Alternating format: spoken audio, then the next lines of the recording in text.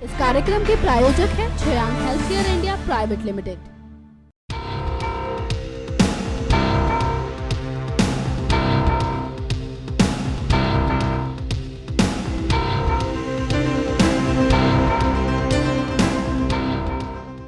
बिहार की राजनीति को काफी अलग तरह की राजनीति माना जाता है। बिहार की राजनीति में अमूमन देखा जा रहा है कि वहां पर दबंगों की पैठ हमेशा से ही मजबूत रही है। राजनीति में अपना बड़ा कद रखने वाले तमाम नेता जरूरत पड़ने पर अपना मतलब निकालने के लिए बाहुबली नेताओं का इस्तेमाल करते हैं। यही वजह है कि बिहार की राजनीति में आपराधिक छवि रखने वाले नेताओं का खूब बोलबाला है। जी हाँ, आज हम बात करेंगे एक ऐसे ही नेता के बारे में जिनके ऊपर उनकी उम्र से भी ज्यादा मुकदमे दर्ज हैं। नमस्कार, मैं हूं पायल और आपका स्वागत करती हूं हमारे खास प्रोग्राम पब्लिक फेस में। आज हम बात करेंगे बिहार के बाहुबली नेता शहाबुद्दीन के बारे में। शहाबुद्दीन पर 56 से भी ज्यादा मामले दर्ज हैं और इनमें से कई मामलों में उन्हें सजा भी मिल चुकी है। आइए शहाबुद्दीन के बारे में शुरू से जानने का प्रयास करते हैं।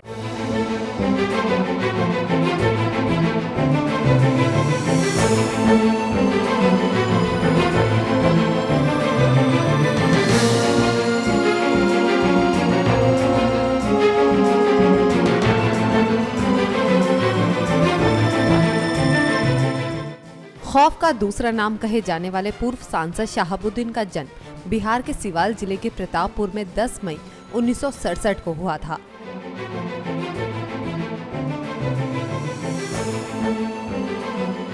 शहाबुद्दीन की शुरुआती शिक्षा प्रतापपुर में हुई और उसके बाद उन्होंने सिवान के डीएवी कॉलेज में स्नातक के पश्चात राजनीति शास्त्र में एमए की डिग्री हासिल की।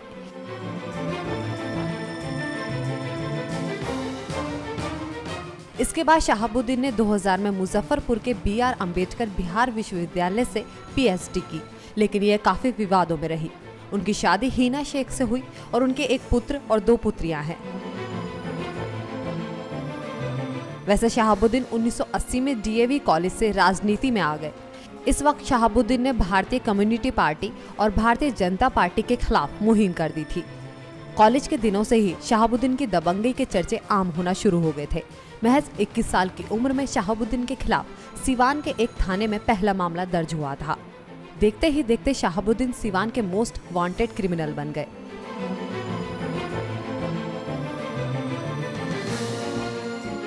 कहते हैं उनके नाम का डर ऐसा था कि लोग उनसे थर्राने लगे।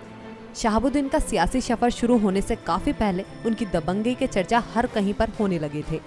शहाबुद्दीन के खिलाफ पहली एफआईआर 1986 में सिवान के जिले के हुसैनगंज थाने में दर्ज हुई थी। उसके बाद तो उनकी छवि ऐसी बन गई कि सिवान में उनके नाम का डंका बजने लगा। शहाबुद्दीन पर हत्या, अपहरण जैसे दर्जनों संगीन मुकदमे दर्ज होते रहे। वैसे भले ही आपराधिक छवि की वजह से शहाबुद्दीन सुर्खियों में बने रहे थे, लेकिन दूसरी तरफ उनकी सियासी जमीन भी मजबूत होती जा रही थी।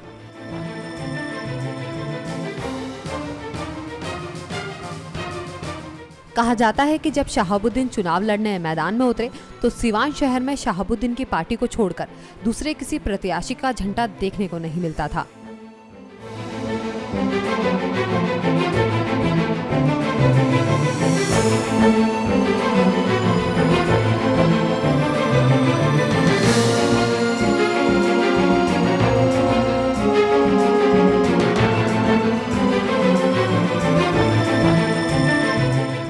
सांसद और इस वक्त जेल में सजा काट रहे शहाबुद्दीन की शुरुआती जिंदगी को जानने के बाद कई तरह के तथ्य निकलकर सामने आए।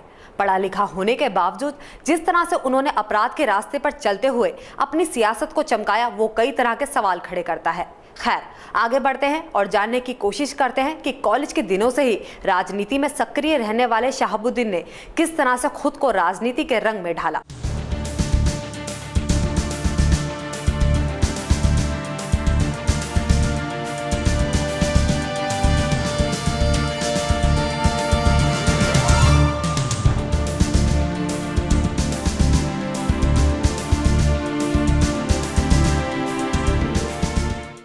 उन्नीस 1990 में शहाबुद्दीन लालू प्रसाद की राष्ट्रीय जनता दल के युवा मोर्चा में शामिल हो गए।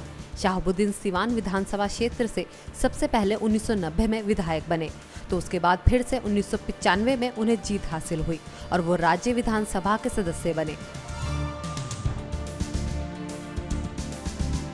यही वो दौर था जब शहाबुद्दीन की सियासी चमक लगातार विपक्षी नेताओं में चौंधिया रही थी। 1996 में जनता दल के टिकट पर शहाबुद्दीन ने सीवान से लोकसभा सीट पर चुनाव लड़ा और काफी बड़े मतों के अंतर से चुनाव जीत लिया। इसके बाद उन्हें एचडी देवगौड़ा सरकार में राज्य मंत्री बनाया गया। शहाबुद्दीन को राज्य की कानून व्यवस्था को बेहतर बनाए रखने की जिम्मेवारी दी गई थी, मगर मीडिया द्वारा उनके आपराधिक रिकॉर्ड के लगातार दिखाए जाने की वजह से बाद में उन्हें अपने पद से इस्तीफा दे दिया था। शहाबुद्दीन 1997 में केंद्र से इस्तीफा देकर लालू प्रसाद के साथ राज्य विधानसभा में वापस आ गए। उनका प्रभाव राज्य की सियासत में लगातार बढ़ता गया। यही वजह है कि आज भी जेल में होने के बावजूद तमाम सियासी पार्टियां उनके ऊपर नजर बनाए हुए हैं।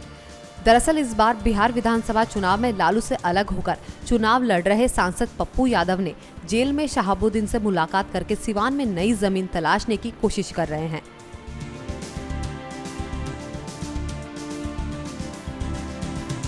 हालांकि इसका असर क्या होगा ये तो कोई नहीं जानता, लेकिन जेल के अंदर बैठकर दोनों नेताओं ने काफी देर बातचीत की, जिसकी चर्चा सिवान में खूब हो रही है।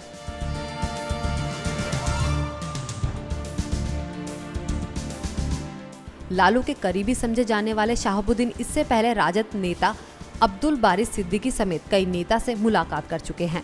वैसे राजनीतिक धरातल पर भले ही इस तरह की मुलाकात के तमाम मतलब निकाले जा रहे हों, मगर इससे ये तो समझ आता है कि बिहार की राजनीति में शहाबुद्दीन की भूमिका कितनी अहम है।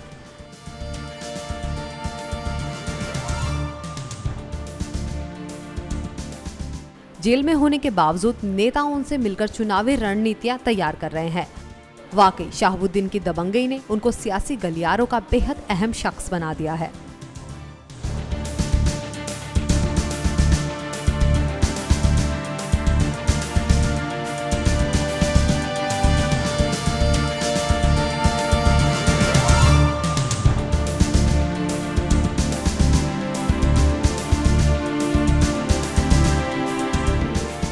वाकई जेल में होने के बावजूद शहाबुद्दीन की इस तरह से पूछ होना उनके सियासी कद को जाहिर करता है। एक जमाने में लालू के करीबी रहे शहाबुद्दीन को अब पप्पू यादव अपने नजदीक लाने में लगे हुए हैं। वैसे अपने रुतबे की वजह से विधायक और सांसद चुने गए शहाबुद्दीन के ऊपर संगीन से संगीन आरोप लगातार लगते रहे हैं। जानकार बताते हैं कि लोगों में शहाबुद्दीन का इतना डर बैठ गया था कि वो अपने घर से निकलते समय ये सोचते थे कि वापस अपने घर परिवार से मिल भी पाएंगे या नहीं। आइए एक नजर डालते हैं शहाबुद्दीन के क्राइम रिकॉर्ड पर।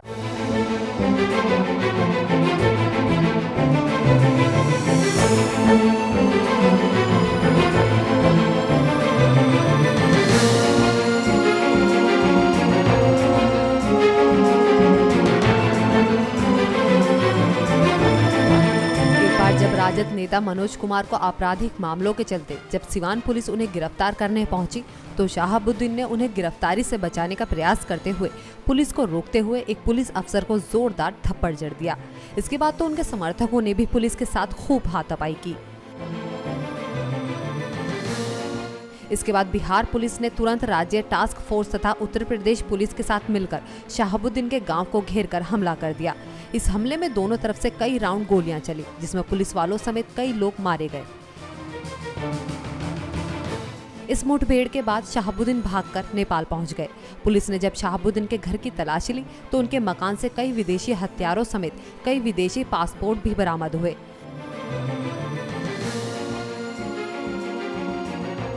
दो 2003 में शहाबुद्दीन को माकबा माले के सदस्य के अपहरण के आरोप में गिरफ्तार कर लिया गया।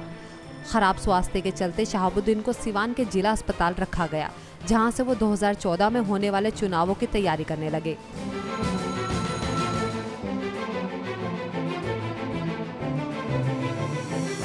चुनावों में शहाबुद्दीन को 3 लाख से भी ज्यादा वोटों से जीत मिली।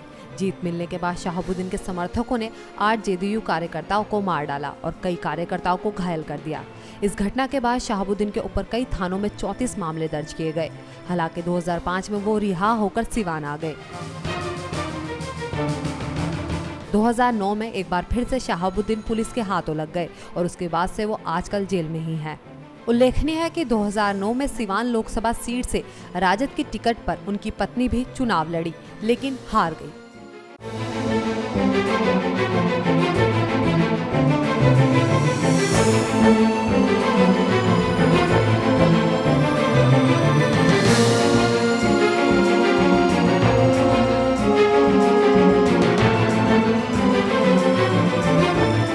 बिहार में यूं तो बाहुबली नेताओं का जलवा लंबे अरसे से रहा है, लेकिन जिस तरह की दहशत शहाबुद्दीन ने फैलाई वो अपने आप में एक कहानी है।